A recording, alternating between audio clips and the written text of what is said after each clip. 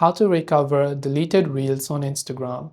Hey everyone, welcome to the channel. In this video, we're going to learn how we can recover deleted reels on Instagram. So without any further ado or delay, let us get started with today's video. If you happen to delete a certain reel on Instagram and then you'd like to recover it. So here if I go to my profile page, here I have a certain reel and maybe I deleted it by tapping the three dots icon and tapping on delete option and tapping the delete button. Well, I can recover it up to 30 days after the deletion. Remember that if it's already been over 30 days, then you can't recover it. But you can always check them by going to your profile page and tapping the three lines icon from the top right hand side. Then going to your activity. From your activity, look for the option recently deleted and tap on it. Now here you'll see all the reels or videos or whatever it is that you've deleted.